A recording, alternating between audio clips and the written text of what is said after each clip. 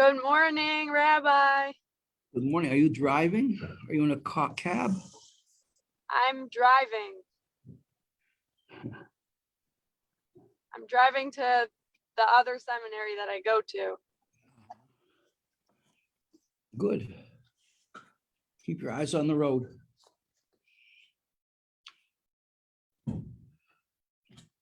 First rule of driving: don't look at the sights.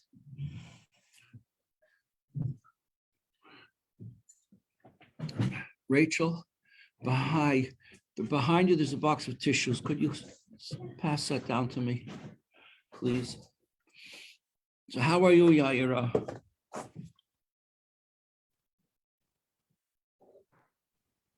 Baruch Hashem, I'm doing well. Today is like an extra exciting day. Yesterday I made Hamantashen for the first time this season. I think it really got me in the Purim spirit. Okay, you're gonna dress up like a Hamantash in Purim? I'm not planning to dress up as a Hamantashen, but if you are what you eat, then maybe it's the same thing. No, it's not. That's called internalizing. Good morning. Remind me, what's your name? Toby. Toby, yeah, okay, Toby. Toby Spillman. Oh, nice. It's a happy one. Yes. Toby. Toby, where are you from? Florida. Which city? Fort Myers. Oh, Myers, Fort Myers. Yeah. Okay, Malka. We have to get going.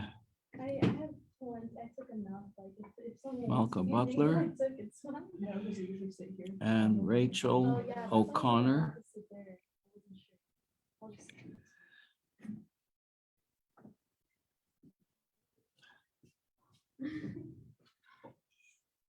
And Yaira.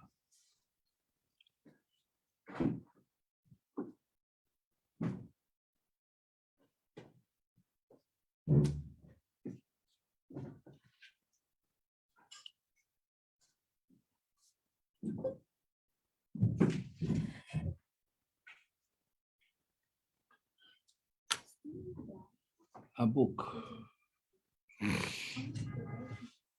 No, because you have to bring it to the lobby and the doors are locked, so then Mrs. Young has like a little.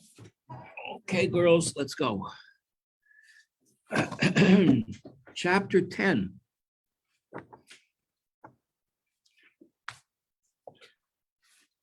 What is the meaning of the term B'nai Aliyah? Who coined the term? I don't know. We learn about it here from Rabbi Shimon Bar Yochai. And the Alter Rebbe tells us that the term is used because this is a level of a tzaddik who serves Hashem just for the sake of serving Hashem, not for any personal benefit. It's not an enlightened form of selfishness, that he's doing it because he knows that he's going to get great rewards. He knows the feeling of satisfaction that he gets from doing mitzvahs and being on Hashem's good team. That's not why he does it. That's a lower level, much lower level. This divine service is, he dedicates himself to transforming everything in the physical world into part of the avodah that we're supposed to do. Why are we here in this world?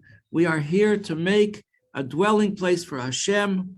We are faithful servants doing our job. Says on the bottom here,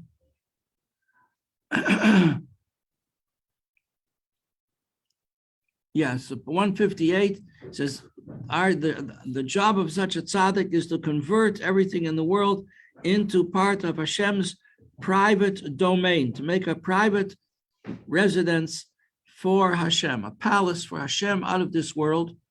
And there's another reason for it. Here's Devorah. Another reason for it is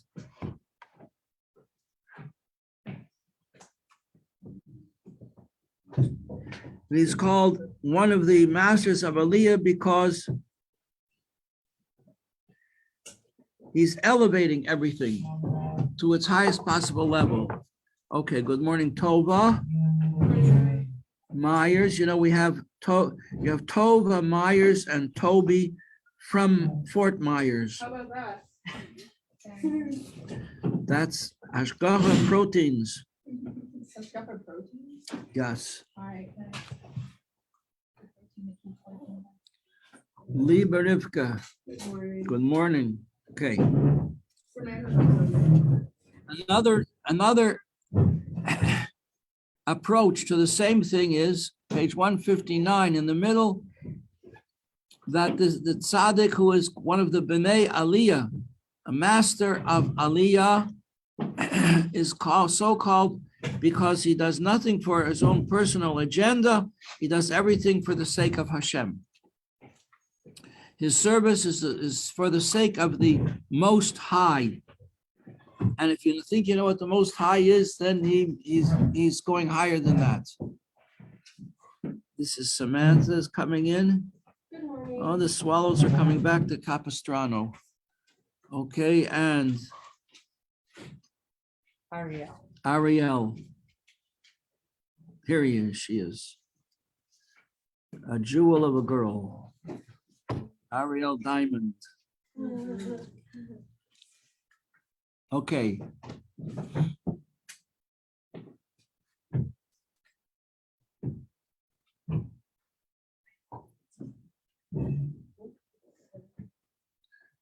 Their service is not intended, we're finishing this off in a few minutes, girls. We're moving on to the next chapter. Is not intended merely to attach themselves to Hashem by serving him through Torah and mitzvahs, because they have a great thirst to be close to Hashem, an unquenchable thirst. Well, they don't serve Hashem in order to quench their thirst. That's lower level. But turning the page to 160, how do we know the thirsting Hashem? What do we know about it? We know from the prophet Isaiah. Yeshayahu says, if a person is thirsting for Hashem, let him go learn Torah. Those are there. He will find waters to cool down his fervor.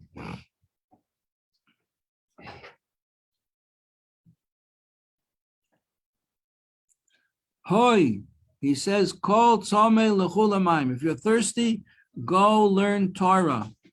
Kameshis Bar b'mokem acher, as explained elsewhere, bottom of page 160. Ella, k'depeirushe b'tikunim. Tikunim is a part of the Zohar. Ezu Chassid.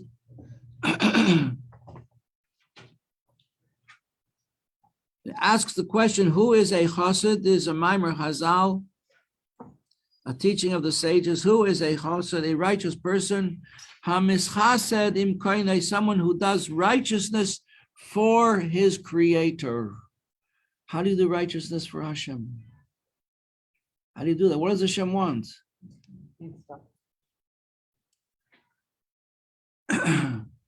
So,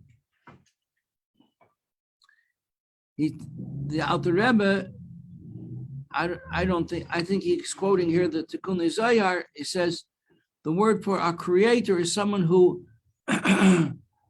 when you possess something, when you purchase it, you're koina it. The word koina also means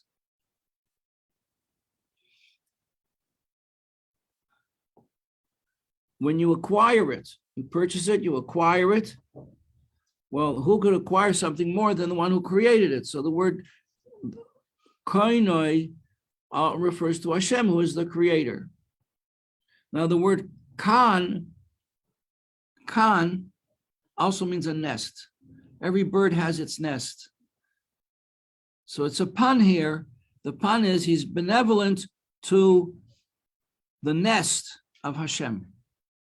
In other words, making a dir b'tachtonim, a dwelling place for Hashem in this world is like making his nest. So he's dedicated to this. So it says this mischased, he does kindness towards his nest, meaning the nest of Hashem. That's the meaning of this phrase at the bottom of the page. Ezehu chassid, who is a righteous person, a chassid, a person of kindness, a mischassid, a person who does kindness, im kainoi, with his nest, with his creator, same word. Kainoi is his creator, his nest, im kandeloi, with the nest of the one who created him. Page 161, moving right along. And what is his righteousness? Now, excuse me, the early morning. It says that the Maggid of Mezrich used to go out early in the morning to listen to the frogs. Why would he do that? They didn't understand. Frogs don't have a very pleasant croak. It says because they would remind him of the frogs in Egypt, which in order to fulfill the will of Hashem, jumped him into the red hot ovens in the plague of frogs. And this would inspire him. So I also have an early morning frog. Sometimes we suffer from it. All right.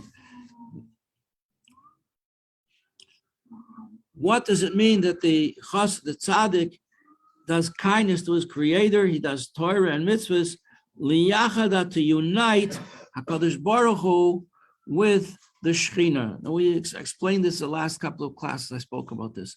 HaKadosh Baruch Hu refers to Hashem on a certain level. In terms of this discussion right now, it means to Hashem.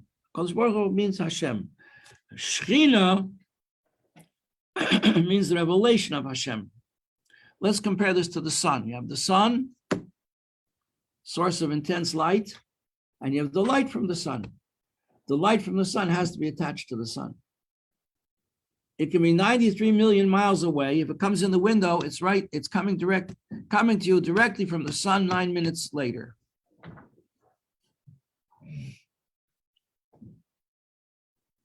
But it's attached to the sun. If it's a curtain, it doesn't come in the window. It doesn't come in. So it's attached to the sun, but it's not the sun. We can't have the sun in this room with us. When we say, oh, let the sun in, we mean the sunlight.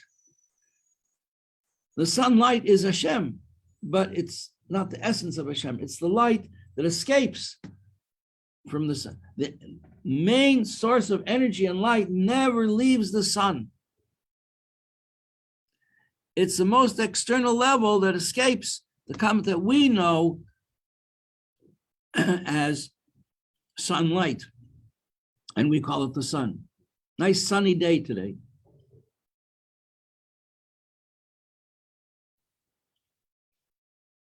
But if it's not connected to the sun, we don't get the sunlight either. So the Shekhinah is like the sunlight. When we see sunlight, that tells us that there's a sun. How do we know there's a sun except we see the sunlight? On a gray day, a simple person, would he think there's a sun? He wouldn't see it. If you don't see it, does it exist? The English philosopher said if a tree falls in a forest on a desert island, a deserted island, and nobody sees it, did it fall? Did it happen? Nowadays, if you don't see the picture on COL Live, did it happen? So what we see, what we perceive tells us that there's something behind what we're perceiving. When we see the sunlight, it tells us that there's a sun. In an interesting letter, the Rebbe, who was just came to light, a child wrote the Rebbe just about this time of year, in the year 1950, how do we know that Hashem really exists? And the Rebbe answered him, a very personal letter. And he said, you walk down the street and you see a building with so and so many floors. You understand, it's obvious that someone built it. It didn't get there by itself. And similarly, he extends the idea to everything that we see around us in the world. It tells us that somebody made it. So we know that Hashem exists, because nothing makes itself. It's a very simple idea, but a very deep one. How do you know that this suit was made by, because there's a label on the suit of who made it. So everything in the world is like a label of Hashem. You know what's the ultimate label of Hashem? The Jewish people. Even non-Jewish writers have said that we need no greater proof of the existence of Hashem than that there are Jews in the world. Because our whole existence is a miracle, one miracle after another. We were created with, we came into being as a nation with great miracles. In the month of miracles, which is called Nisan, which means a miracle. The word Nisan means a miracle. And with the Torah records the miracles that took place, the plagues, and the Exodus, and the crossing of the sea, and the well of Miriam, and the manna that fell daily, and the giving of the Torah at Mount Sinai, the sweetening of the bitter waters, all the miracles the Torah records for us. So we were created with miracles, and our continued existence is a miracle, because we have been oppressed and persecuted by every nation in the world, just about, except in the Far East. Japan and China didn't get their clutches on us yet. And we're still here, and the nations that oppressed us are not. I read a story. We reprinted it. It was a very interesting story about a young man who won a case to be able to be permitted to wear his yarmulke in the armed services of the United States. And when he was in military college, he asked his teacher, a general, why do we study all the wars of history, the great wars that are recorded in history, to learn military strategy? Why don't we study the wars of the Jewish people? He was at that point in his life not religious. And the teacher said, speak to me after class, come to my room. And when he came into the room, he locked the door. Nowadays, you can't do that. But that's what happened then. And he told him, this is a conversation just between us. The reason we have discussed this question privately with the staff many times. And the reason we do not study the wars of the Jewish people is because we cannot learn from them. Because according to the laws of nature, the Jewish people should have been kicked off the map of the world a long time ago. They shouldn't be around. So we can't learn because their whole existence is a miracle. And so that we can't study their wars. You know, Sisera, for instance, had the most advanced chariots out of iron from the beginning of the Iron Age, right? They were undefeatable. And in the time of the prophet Devorah and Barak, they fought a war to get him out of Israel. And there was no way they could win that war with foot soldiers. What happened? There was a big rain. You can't fight a war counting on a big rain. So all the chariots got stuck in the mud.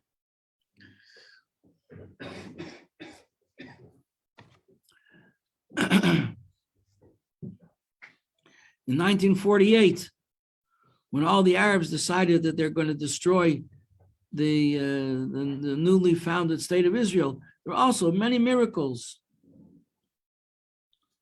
The Syrians were on top of the Golan Heights. All of a sudden, their tanks didn't work. Couldn't get the engine started. All kinds of things happened.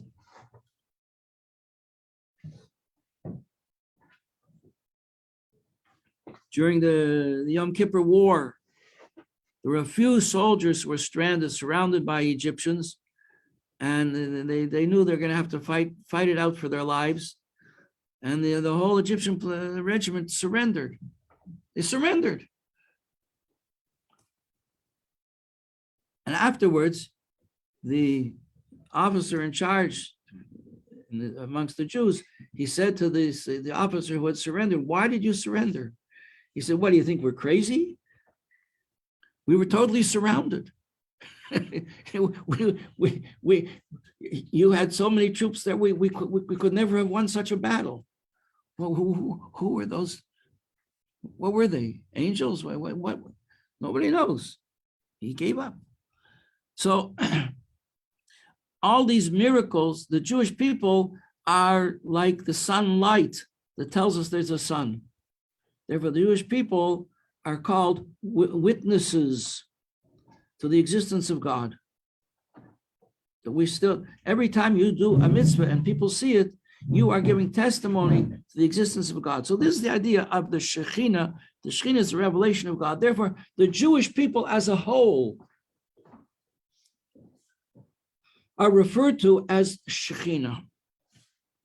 So Shekhinah means the revelation of God. And the Jewish people, by the way, are called the Shekhinah because we are a revelation of godliness in the world.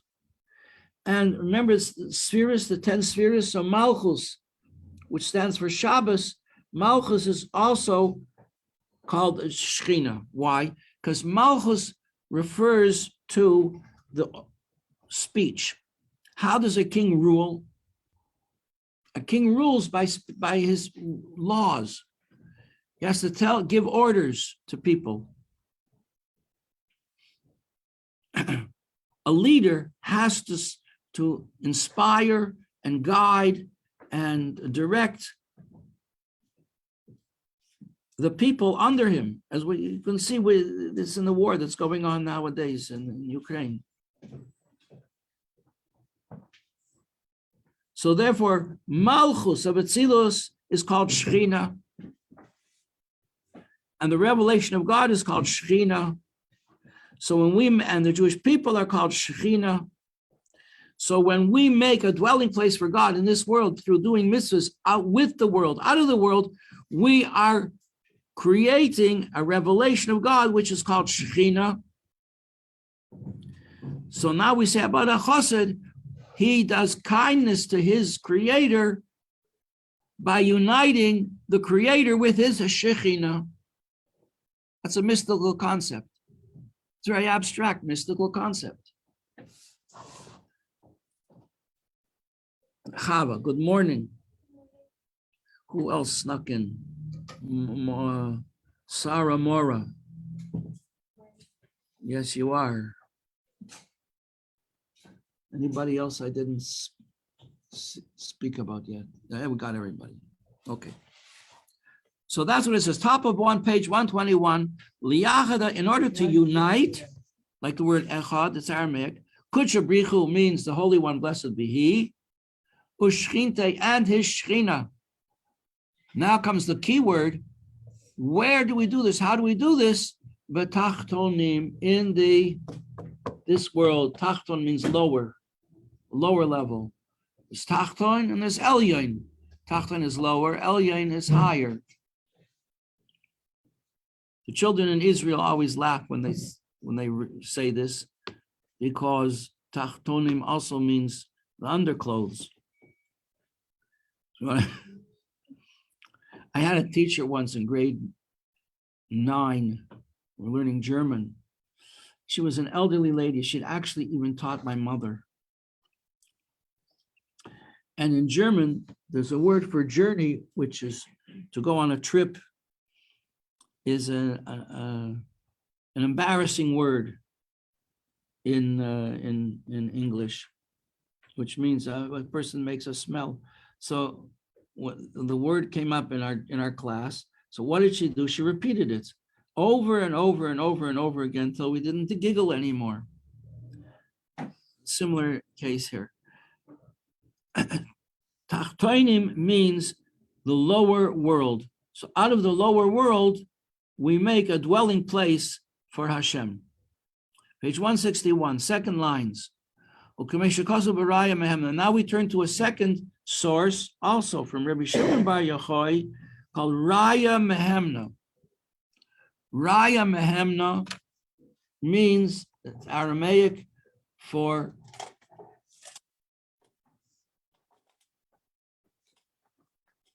faithful shepherd. Here we go. Oops.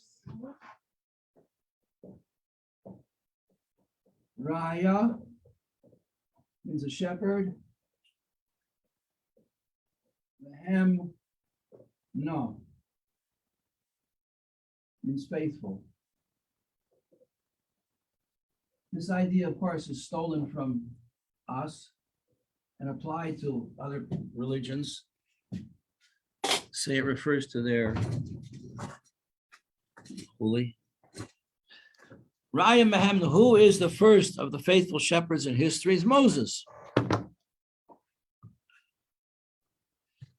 who was taking care of sheep when Hashem revealed himself to Moses at the burning bush. So if you can take care of sheep like this, you can take care of my children.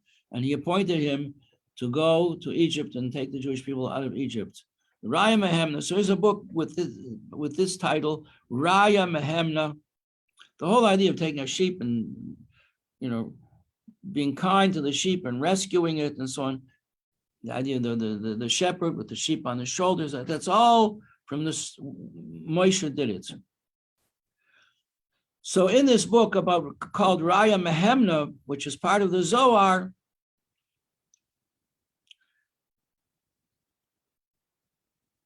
it speaks there, Parshas Tetzei, about Kebara Dishtadel Basar Avoy V'Meyav, a young man, a child, who will do everything under the sun possible for the sake of his mother and father.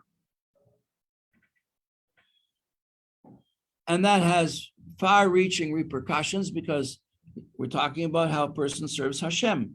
Again, the same expression, I've used it so many times, all for the boss, not for oneself, only for one's parents. And he goes on to say, not only will he do everything for the sake of his father, but up to and including giving up his life in order to rescue theirs. Very beautiful image, adopted by the Romans in the story of the founding of Rome, out of the ashes of the destruction of Troy. Again, the same thing, like the Trojan hero rescuing his father from the flames of the burning city to establish a new society under Rome, which will conquer the world.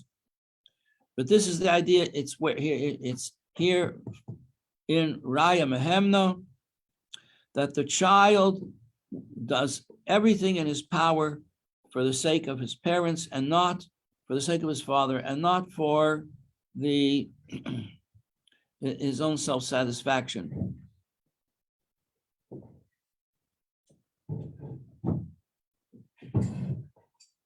And now the last few lines sums up this whole thing that we've been saying, but in terms of Kabbalistic terms.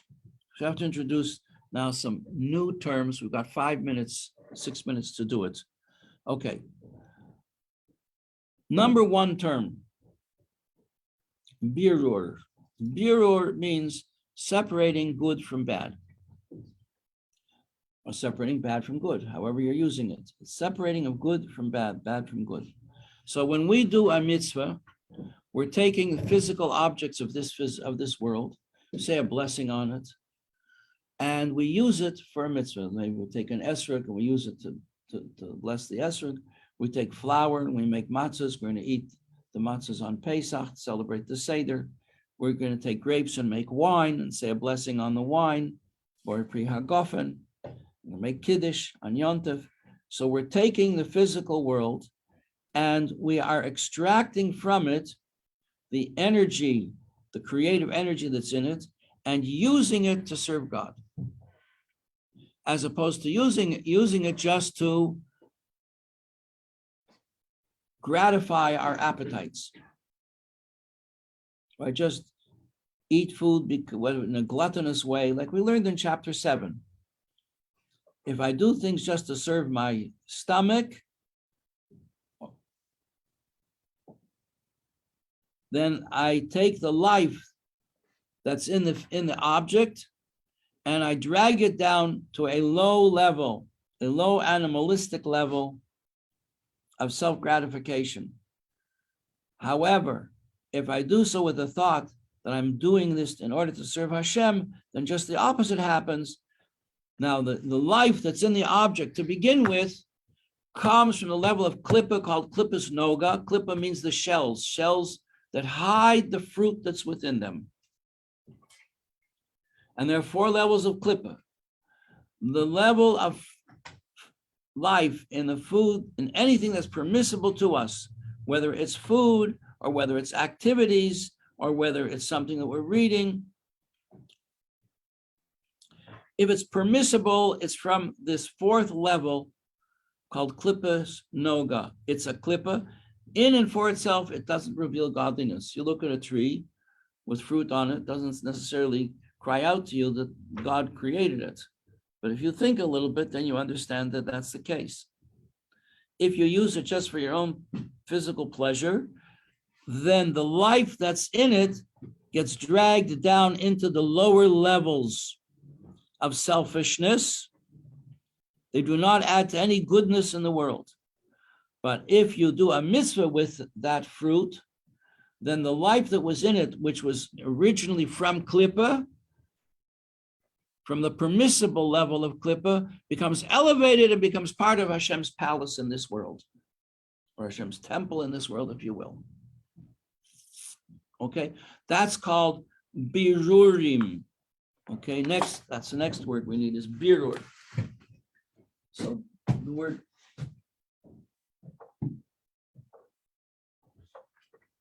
birur means separating out good from bad, and in the plural, it's called birurim.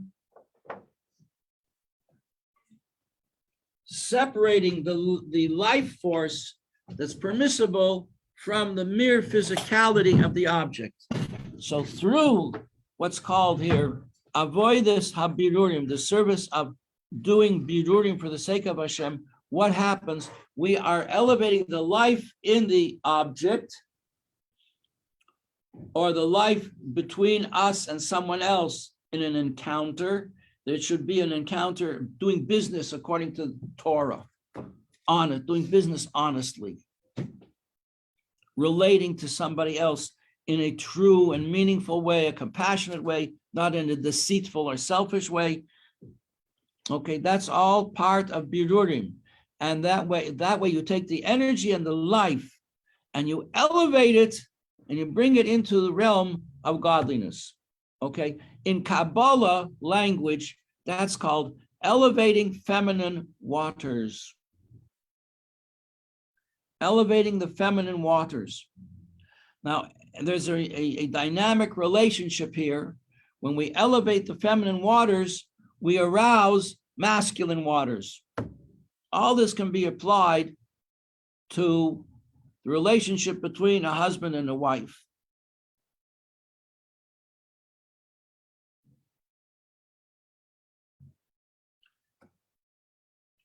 There's the feminine waters and there's the masculine waters. The feminine principle, the masculine principle. What is the arousal of the feminine waters when he, so to speak, metaphorically, a woman does certain things that she should be attractive, that her husband to be, actuality will want to be married to her. So she makes herself attractive to her husband that he should want to marry her and to have a family with her. So then there's if she doesn't do that, if she keeps a messy house and doesn't take care of herself and she's not nice to him, so he's not interested to be her husband. But if it's the opposite, she makes herself interesting and desirable to her husband, so he wants to be her husband. He wants to have a family with her. So that's the feminine waters arouse masculine waters, and we have a family. That's how it refers to it. What are the masculine waters in spiritual terms? They are blessings of kindness. Blessings. In other words, what's the biggest blessing in marriage? To have children. How does it happen? It starts with a look, with a glance. Who starts it all off? The wife. The wife arouses a desire in her husband to be her husband. So then it looks like the husband is the one who's the influencer, but really he only gets the power to have the influence to impregnate his wife because she inspired him in the first place. If there's no inspiration coming from her, he's not going to be much of a husband. So these are called masculine waters. The masculine waters bring with them blessing. And the blessing is not just in proportion to the arousal from below. It's much, much greater. And the arousal from below is not enough. Same-sex marriages don't have children. You have to have the feminine principle and the masculine principle. And the masculine principle is an influence of blessing, which is then revealed when we have children. And the children in this case, in the metaphor, is the revelation of godliness in the world. So that's what it says here, that this Kabbalistic expression represents everything we've been talking about. Because what did we say? Is the master of ascent, the tzaddik who's a master of ascent, what is he doing? He's elevating the physical world and bringing it into the realms of holiness to be a palace for Hashem. And what else? But another way of looking at it is that he's doing everything for the sake of Hashem, that Hashem should be revealed in this lower world. He's connecting Hashem with the Shekhinah. So we have both things. That on one hand, the tzaddik is elevating the physical world and bringing it to Hashem. That's like the feminine waters. On the other hand, the masculine waters is drawing down the blessings of Hashem to be revealed in this world, so that Hashem is revealed in the world. And that's what it says here on page 162. They really, both these terms go together. They're just different sides of the same coin. Through the birurim, which separates the good from the bad, the life that's in the object from the dross, which all takes place in terms of the life that we get from klippus noiga. That causes the feminine waters to be aroused, to go up. And this causes unifications in the spiritual realms between HaKadosh Baruch Hu and his Shekhinah, which says, who is a chassid? The one who does kindness to God by uniting the Holy One with, blessed be he, with the Shekhinah. And this causes a return of masculine waters, a response, not equal and opposite, but much greater response is elicited, referred to in Kabbalah as masculine waters. What are the masculine waters? Working our way down the page. Last lines on page 162. They are waters of blessing. Meme chasadim. And where are these waters of blessing? In every single mitzvah that you do. The essence of that mitzvah is blessing. Blessing for the world. Dahainu hamshachas kedusha. And what is the blessing from the world? The drawing down of the holiness of God, Elokusa Yisbarach, from heaven down into this world, like rain into this world, as is explained elsewhere. With that, as we conclude chapter 10. Thank you very much. Shmei Kasiyum.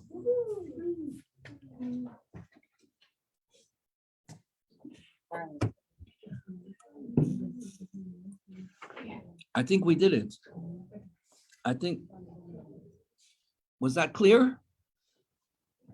Very. Oh, it's slimy. Okay, I'm late. I gotta run. A blessing. Just wash your hands. Nobody put it. Don't put it on your lips. Don't put. You can't put it on your lips, yeah. But like in your plate. Like, thank you, have a happy day. Okay, Ariel, I remember we're customer for your next batch. I'm waiting for 2 months. I'm just saying. Okay, wait, so what am I supposed to do? Where am I supposed to go? I know. Green bean? No, it's fine. I know, I like